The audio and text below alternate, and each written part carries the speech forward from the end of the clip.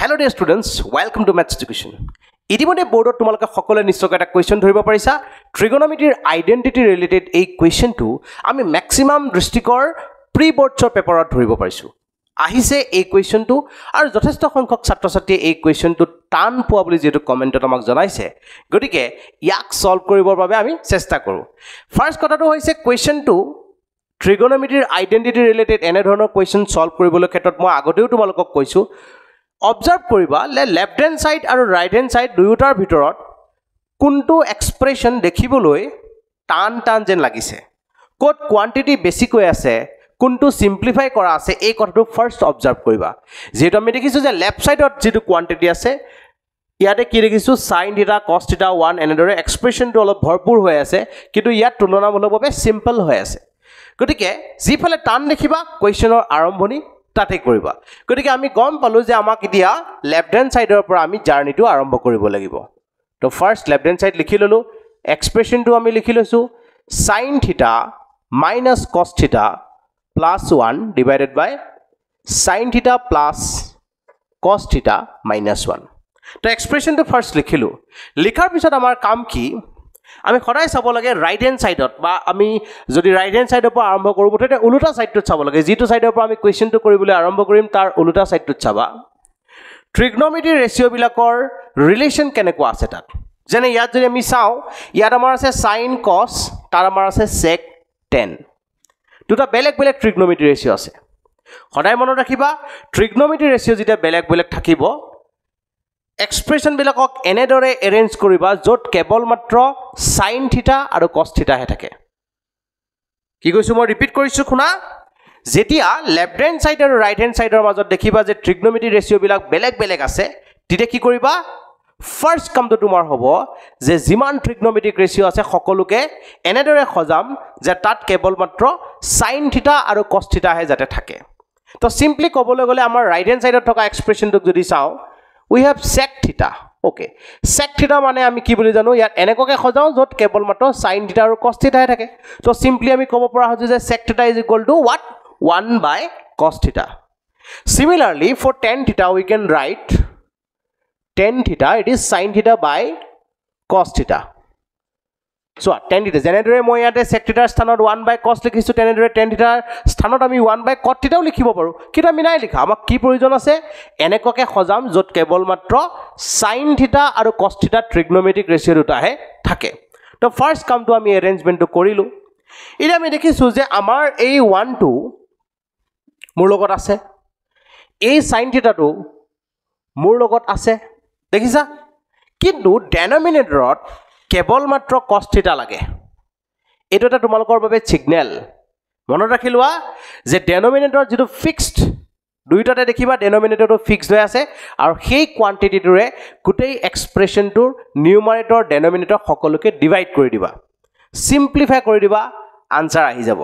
first কামটো আমি কৰিব লাগে কেটো আমি কৰি দিও যে নিউমাৰেটৰ আৰু ডেনোমিনেটৰ অৰ্থাৎ লব আৰু হৰ উভয়কে আমি কিহেৰে ডিভাইড কৰিম cos θ ৰে ডিভাইড কৰিম এতিয়া যদি মই তোমালোকক খদু cos θ আমি কিয় ডিভাইড কৰিলো why we divide both the numerator and the denominator by cos θ then answer to তোমালোকে নিশ্চয়কৈ দিব পাৰিবা answer to হৈছে কি যেহেতু আমি দেখিছো ৰাইট হ্যান্ড সাইডক অলপ এৰেঞ্জমেন্ট কৰাৰ পিছত দেখিছো যে ইয়াত cos θ ডেনোমিনেটৰ হিচাপে আহিছে সো আমি cos θ ৰে ডিভাইড কৰিছো একদম সিম্পল কথা ঠিক আছে এতিয়া এই কামটো কৰিলো কৰাৰ পিছত এতিয়া কি কৰিছো আমি ডিভাইড কৰি দিও সোৱা sin θ divided by cos θ is what it is tan θ cos θ by cos θ is 1 by cos θ is sec θ ইতিমধ্যে আমি এখিনি তাতে খজাওতে কৰিয়ে লৈছো তো ডাইৰেক্ট পাতি দিলে হৈ যায় নেক্সট ইয়াৰ বাবে একে হ'ব tan θ + 1 minus sec θ তো ফাৰ্স্ট আমাৰ যি এৰেঞ্জমেন্ট কৰিব লগা আছিল আমি এখিনি ফাৰ্স্ট কৰি ললো এতিয়া মনত ৰাখিবা তোমাক লাগে কি নিউমাৰেটৰত 1 লাগে আৰু ডেনোমিনেটৰত কিবা এটা কোৱান্টিটি লাগে ওকে ডেনোমিনেটৰত যি লাগে লাগিব কিন্তু নিউমাৰেটৰত লাগিব আমাক কিমান 1 তো নিউমাৰেটৰত 1 লাগিব লবটো 1 লাগিব ইয়াৰ অৰ্থটো হৈছে ওপৰত যি কোৱান্টিটি আছে এইবোৰ কোৱান্টিটি কেনসেল গৈ পেলে 1 থাকিবগে লাগিব সব কেনসেল যাব লাগিব তো গটেবোৰ কেনসেল যাব লগা হলে মনত ৰাখিবা সদায় প্ৰডাক্ট কৰিব লাগিব তো কিহেৰে প্ৰডাক্ট কৰিম এতিয়াটো 0 এতিয়াটো 1 ওলাই থকা নাই অনলি ইয়াত -1 আছে tan θ আছে sec θ আছে বহুত কোয়ান্টিটি আছে কিন্তু মোক লাগিবগে কেৱল মাত্ৰ 1 তো কি কৰিব লাগিব মই প্ৰডাক্ট কৰি মেলি কিবা কিবি কেনসেল যাব কেনসেল কৰাব লাগিব ফাৰ্স্ট আমি মনোযোগ দিম কিহেৰে প্ৰডাক্ট কৰিম কিহেৰে প্ৰডাক্ট কৰিম তো জনাৰ লগে লগে টেকনিকটো তোমালোকে বুজি পোৱাৰ লগে লগে এটো কোৱেশ্চন তোমালোকৰ ভুল হোৱা পসিবিলিটি একেবাৰে নাইকি হৈ যাব তো টেকনিকটো কি আছে চোৱা ডেনোমিনেটৰটো অবজাৰ্ভ কৰা ডেনোমিনেটৰত কি লাগিব sec θ - tan θ মোক বৰ্তমানে লাগে গটিকে ডেনোমিনেটৰত যেহেতু sec θ - tan θ লাগে গটিকে আমি ডেনোমিনেটৰটো এৰেঞ্জ কৰি লম সাবা নিউমাৰেটৰ নিজে নিজে ওলাই যাব sec θ - tan θ মোক লাগে ডেনোমিনেটৰ যি কোয়ান্টিটি প্ৰডাক্ট কৰো আমি আগতেও জানো ডেনোমিনেটৰ যি প্ৰডাক্ট কৰিম নিউমাৰেটৰটো একেটা কোয়ান্টিটি প্ৰডাক্ট কৰিব লাগিব ওপৰত যি প্ৰডাক্ট কৰিবা তলত কৰিব লাগিব বা তলত যি প্ৰডাক্ট কৰিবা ওপৰটো একেটা কোয়ান্টিটিৰে প্ৰডাক্ট কৰিব লাগে ওকে এতিয়া আমি গম পাইছো যে ডেনোমিনেটৰ থকা sec θ - tan θ কাৰণে এটো আনিলো ইয়াত অনাৰ বাবে তাতো আনিলো তে ওপৰটো কেৱল মাত্ৰ মোক 1 লাগিব তাৰ বাবে কি কৰিম আমি এনেকুৱাকে এৰেঞ্জ কৰো যাতে প্ৰডাক্ট কৰিবলৈ আমাৰ বাবে কমফৰ্টেবল হয় তো ফাৰ্স্ট আমি চাও ইয়াক কেনেদৰে প্ৰডাক্ট কৰিম ট্ৰিগোনোমেট্ৰিত ম্যাক্সিমাম ইউজ হোৱা ফৰ্মুলা হিচাপে মই আগতেও কৈছো তোমালোকক a² - b² এই ফৰ্মুলাটো ট্ৰিগোনোমেট্ৰিত এলজেব্ৰিক ফৰ্মুলা ইয়াত আমি ট্ৰিগোনোমেট্ৰিত খুব ব্যৱহাৰ কৰো এটো তোমালোকে খুব মনত ৰাখি লোৱা a² - b² এই ফৰ্মুলাটো হৈছে a - b whole into a + b এই ফৰ্মুলাটো ট্ৰিগোনোমেট্ৰিত ম্যাক্সিমাম ইউজ হয় গতিকে ইয়াক ইউজ কৰিবৰ বাবে আমি ব্যৱস্থাপনা লও তাৰ কাৰণে মই কি কৈছো চোৱা ইয়াতে যেহেতু আমি sec θ - tan θ লিখি ৰাখিছো গতিকে আমি কি কৰিব লাগিব মাইনাস যদি থাকে আমি প্লাস লিখিব লাগিব আৰু যদি প্লাস থাকে তেতিয়া হলে আমি লিখিব লাগিব মাইনাস গতিকে আমি sec θ + tan θ লিখি ললো ওপৰত কি আছে মই এতিয়াও চোৱাই নাই ইয়াত কেনেদৰে কি আছে মই এতিয়াও চোৱা নাই মই জাস্ট মোক প্ৰয়োজন অনুসাৰে জেনেদৰে মই বিচাৰো তেনেদৰে মই এৰেঞ্জ কৰিব ট্ৰাই কৰি আছো তো কামটো আমি কৰিলো ওকে কাৰ্লি ব্ৰেকেটৰ দ্বাৰা তাক এক্সট্ৰা কৰিলো এতিয়া চাবা যে তোমাৰ লগত কি আছিল sec θ আছিল তাৰ আগত প্লাস আছিল ওকে মই প্লাস দিছো tan θ ৰ আগত প্লাস আছিল ঠিক আছে মই প্লাস দিছো মানে সাইনৰ কোনো ধৰণৰ চেঞ্জ হোৱা নাই আৰু সাইনৰ যদি চেঞ্জ নহয় তেতিয়াহলে ব্ৰেকেটৰ বাহিৰত সদায় কি দিবা মাইনাস দিব ৰিপিট কৰিছো সাইনৰ যদি চেঞ্জ নহয় তেতিয়াহলে ব্ৰেকেটৰ বাহিৰত সদায় কি দিবা মাইনাস দিবা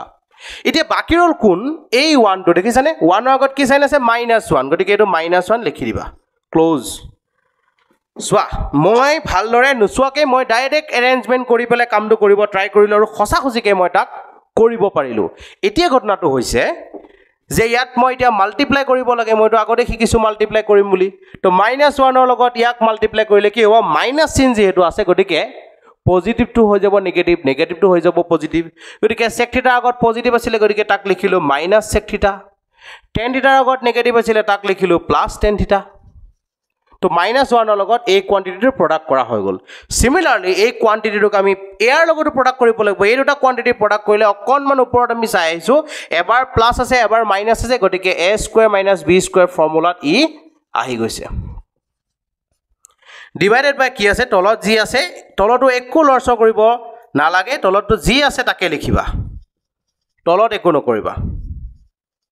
যি আছে জেনেদৰে আছে তাক তেনেদৰে তোমালোকে লিখি দিলে হ'ব ফাৰ্স্ট যি কৰিব লাগে আমি কৰি ললো এতিয়া কাম হৈছে প্ৰডাক্ট কৰাৰ ভালদৰে চোৱা ওপৰত যি আছে এখিনি -sec θ + tan θ লিখি ললো sec² θ - tan² θ আমাৰ 2 নম্বৰ আইডেন্টিটিটো ট্ৰিগোনোমেট্ৰিত আমি তিনটাই আইডেন্টিটি পাইছো তাৰে 2 নম্বৰ আইডেন্টিটিটো আছিল sec² θ - tan² θ 1 ডিভাইডেড বাই ইয়াত কিমান ৰখি আছে আমাৰ বাবে চোৱা tan θ + 1 - sec θ whole into sec θ - tan θ okay এতিয়া ইয়াক আমি ব্ৰেকেটৰ দ্বাৰা ক্লোজ কৰি ৰাখিছো ভালদৰে চাবা এতিয়া sec θ ৰ আগত আছে নেগেটিভ sec θ ৰ আগত আছে নেগেটিভ tan θ ৰ আগত আছে পজিটিভ tan θ ৰ আগত আছে পজিটিভ 1 ৰ আগত আছে পজিটিভ 1 ৰ আগত আছে পজিটিভ মানে কি দেখিলো এই কোয়ান্টিটি আৰু এই কোয়ান্টিটি দেখিবলৈ একেটাই কোয়ান্টিটি গতিকে একে একে কোয়ান্টিটি হলে আমি এনেৰে কেনসেল কৰিব পাৰো ফাইনালি ওপৰত ৰৈ গল 1 আৰু তলত ৰৈ গল কিমান আমাৰ বাবে sec θ - tan θ তো সোৱা কিমান সিম্পলি আমি কৰিলো